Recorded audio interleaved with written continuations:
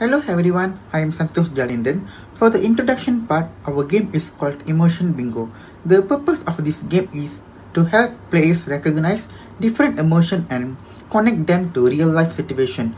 By playing this game, students not only have fun but also practical critical thinking because they must decide which emotion matches the scenario given.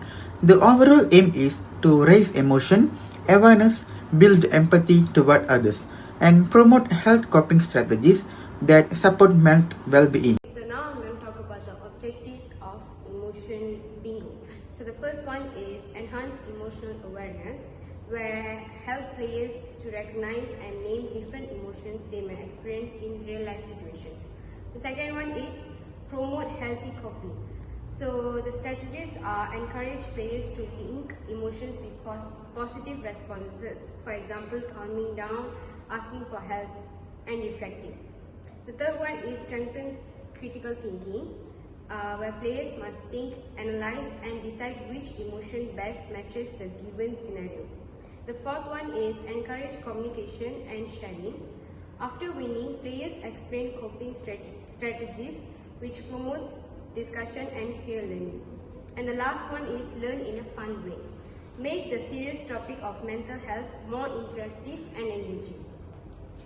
So then, the game addresses mental health challenges by teaching practical coping strategies. The first one is for stress and anxiety, practice breathing, time management, talking to friends and seeking support. For sadness and loneliness, open communication, connecting with loved ones and practicing gratitude.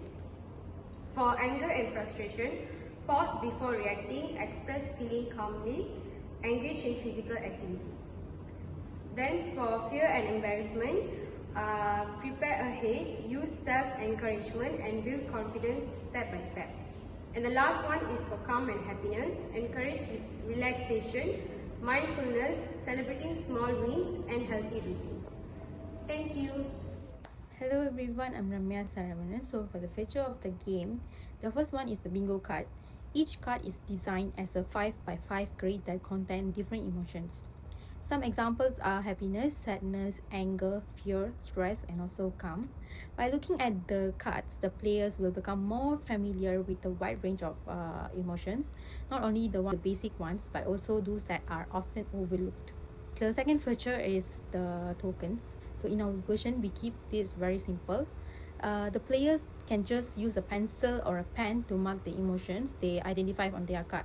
So this keep the game practical and also accessible without needing extra materials like buttons or paper cards. And the last feature is the scenario cards. So these cards describe short, real life situations that we might experience every day.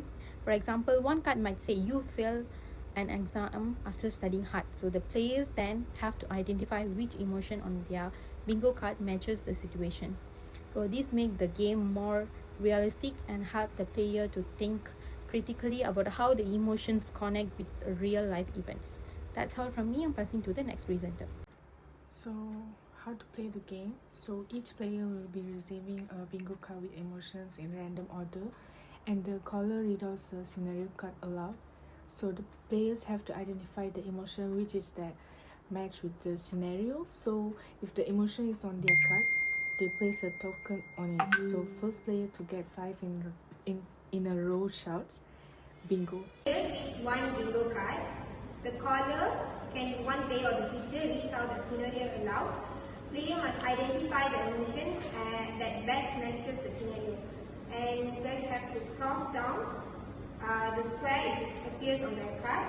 First player of gate 5 in a row, straight line, shouts bingo and wins. So I will be explaining slide number 4. So emotion bingo is not just a fun game, it's also connected to mental health. By playing this game, we get to recognize emotions like stress, anxiety, or loneliness and reflect how these feelings affect us. This helps us build healthier coping methods and support emotional well-being. At the same time, the game also trains our critical thinking. When we listen to a scenario, we have to analyze the situation, identify the right emotion, and sometimes explain why. Sherry coping strategy after winning also push us to think deeper and make decisions that are practical in real life. Overall, the game promote empathy, self-reflection, and awareness, which are all important skill not just for mental health, but also for handling challenges in our daily life. So I will be reading out the scenarios. The first scenario is you fail a test you studied hard for.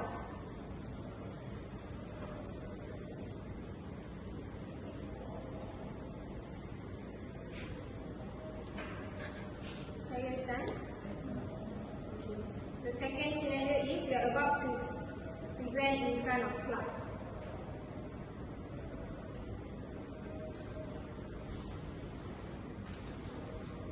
The third scenario is your best friend surprises you with a gift.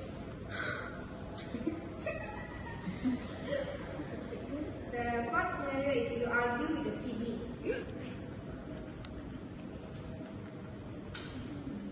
Okay. The fifth scenario is you listen to a calming music after homework.